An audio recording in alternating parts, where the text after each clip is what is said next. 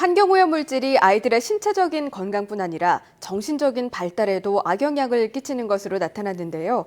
자세한 내용 이화여대 예방의학교실 하은희 교수를 전화로 연결해 알아보겠습니다. 교수님 안녕하십니까? 네, 안녕하십니까? 네, 이 환경오염의 주범으로 꼽히는 자동차 배기가스와 또 미세먼지가 우리 몸에 안 좋다는 건 참 잘 알려져 있는데요. 먼저 이 앞서 연구 결과 또 아이들과 연관이 돼서 또 집중도가 높아지는 것 같습니다. 먼저 한국인은 평소에 어느 정도로 미세먼지에 노출되고 있습니까? 네, 환경부 과학원에서 발표에 의하면은 2014년도에 우리나라의 연평균 농도는 46, 49 마이크로그램 per 미터 세제곱 정도 됩니다. 이러한 농도는 이제 주요 도시에 비해서 감소하고는 있지만 OECD 국가에 비해서는 여전히 높은 수준이고 문제는 높았을 때는 200에서 400 마이크로그램 per 미터 세제곱까지 올라간다는 것입니다. 예. 그리고 특히 이 영유아와 임신부가 미세먼지 등 환경오염 물질에 노출되면 더 위험하다고 하는데요. 그 이유는 무엇일까요? 태아나 영유아 경우에는 호흡기나 면역 체계가 아직도 미성숙하기 때문에 특히 영유아 같은 경우는 이 행동 특성이 입에 넣고 기고 또 키가 작아서 호흡존이 바닥에 가깝기 때문에 바닥에 깔려 있는 미세먼지나 유해 화학 물질에 더 영향을 받죠. 그래서 저희 연구 결과에서도 그 미세먼지가 많이 노출되면은 신경인지 발달이 저하되고 성장 발달이 지연되는 것으로 나타났습니다.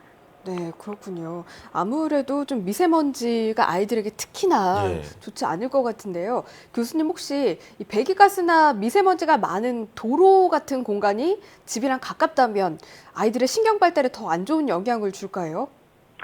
네, 저희 연구에서 관련이 있었는데 산모의 거주지가 도로에서 200m 떨어진 경우하고 200m 미만인 경우를 나눠서 이제 아이들의 인지 능력을 조사를 해봤습니다.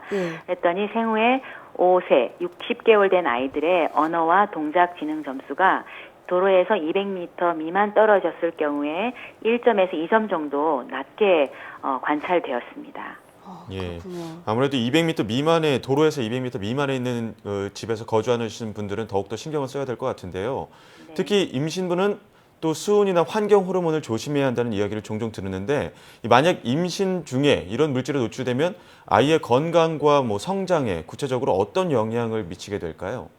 예. 저희가 이번에 또 분석을 해 봤는데, 임신 말기에 이제 엄마가 비스페놀 A에 노출이 되면, 비스페놀 A가 1 마이크로그램 per 리터 증가할 때마다 출생 시에서부터 36개월까지의 영유아의 인지발달 검사 중에 동작 점수라는 게 있는데, 그 점수가 1.3점 정도 낮았고, 수은의 경우는 1 마이크로그램 per 리터가 증가할 때마다 5세 아이의 인지 점수가 약 1점 정도 낮아졌습니다. 네. 특히 임신부, 특히 임신 말기에 놓으신 분들은 수은이나 환경 호르몬을 더욱더 피하도록 노력하셔야겠습니다. 네. 그렇다면 혹시 영유아 때 지능이나 신경 발달 속도가 늦춰지면 이게 자라면서도 문제가 계속 이어질 가능성이 있습니까?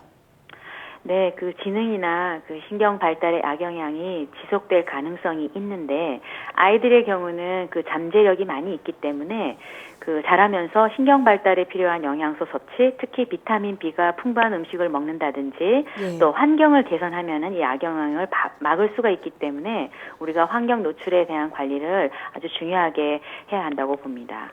예. 산모나 영유아가 환경 오염 물질에 노출되지 않도록 주의하는 것이 중요할 것 같은데요.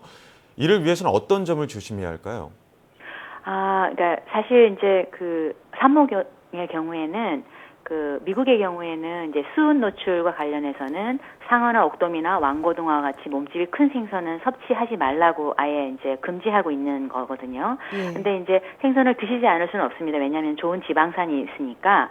그러니까 이제 작은 생선을 중심으로 해서 많지 않은 양을 드시도록 하는 것이 좋겠고, 특히나 환경 호르몬과 같은 경우에는 플라스틱 용품에, 특히 낡은 플라스틱 용품에 많이 들어있을 수 있고 용출이 많이 되기 때문에 사용을 줄이는 것이 좋겠습니다.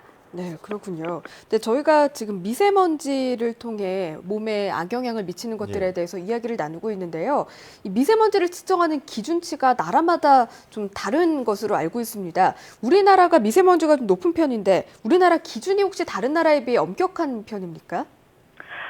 우리나라의 기준은 아시다시피 50 마이크로그램 per 미터 세제곱인데요. 영국이나 EU는 40이고 WHO는 20인데요. 그거보다 우리는 기준치가 높기 때문에 엄격하지 않다고 볼 수 있습니다. 예. 그렇군요. 그 기준치는 어떻게 되어 있을까요? 설명 좀 부탁드리겠습니다.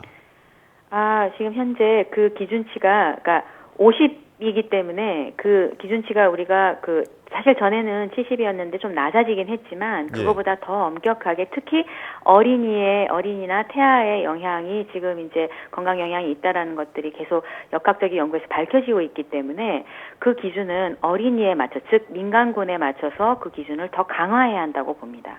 예. 더 낮아져야 된다고 봅니다. 예. 그렇다면 또 미세먼지나 유해 물질이 아이들의 이 성장 발달에 안 좋은 영향을 준다면 기준을 좀 더 강화해야 하지 않을까요?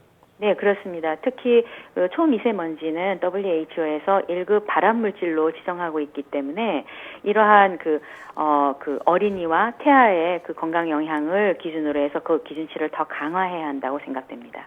네. 우리나라가 현재 50인데 좀 더 강화될 필요가 있다라는 말씀을 주셨습니다. 그만큼 미세먼지가 또 몸에 안 좋다는 말씀이시겠죠. 그렇다면 끝으로 생활 속에서 미세먼지로 인한 피해 저희가 좀 스스로도 예방하고 줄일 필요가 있겠는데요. 그 방법 좀 자세히 전해주시죠. 네. 그 산모 영유아 노약자들은 좀 가능하면은 이제 개인적으로 노력하는 부분이 있고요. 네. 또 국가적으로도 노력할 부분이 있다고 보는데 먼저 개인적으로는 미세먼지가 높은 날에는 가능한 외출을 자제하시고요. 외출할 경우에는 마스크를 착용하고 돌아오셨을 때는 반드시 손을 씻는 버릇을 좀 가졌으면 좋겠습니다. 그리고 미세먼지가 높지 않은 날에는 한 시간에 한 5분 정도의 실내 미세먼지가 배출될 수 있도록 환기를 꼭 해주셨으면 좋겠고요. 국가적으로는 이제 이러한 아까 그 기준치 강화, 낮추는 이런 것들을 이제 말씀드렸는데 우리나라의 자료를 가지고 그 근거 기반의 환경보건 정책을 만들어 나가야 합니다. 특히 지금 이제 환경부 주관으로 2015년부터 19년 사이에 13개 전국 환경보건센터와 보건소에서 어린이 환경보건 초생 코호트 연구를 하고 있는데 이 기관 중에 그 임신하신 어머님들은 적극적으로 참여하셔서 좋은 어린이 환경보건 정책이 만들어질 수 있도록 기여하셨으면 합니다. 네. 그럼 오늘 이 방송을 보신 분들은 원래는 한 50 정도가 되면 위험하구나 생각했다면 특히 임신부나 영유아를 함께 있는 분들은 20, 30 정도만 돼도 더 주의를 하면 좋겠네요.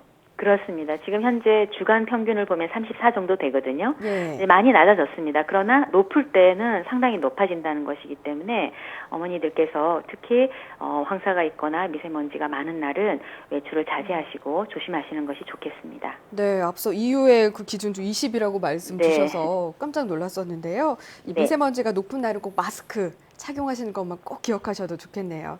네, 그리고 한 가지 더 말씀드리면은 실내에서 이 미세먼지가 좀 떨어뜨릴 수 있는 방법 중에 하나는 그런 어떤 그 실내 공기 정화 식물 같은 것들 그런 것들을 집 곳곳에 이렇게 둬서 미세먼지가 줄어들 수 있도록 그렇게 노력하시는 것이 좋겠습니다. 네, 미세먼지를 줄일 수 있는 대표적인 공기정화 식물 어떤 것들이 있을까요?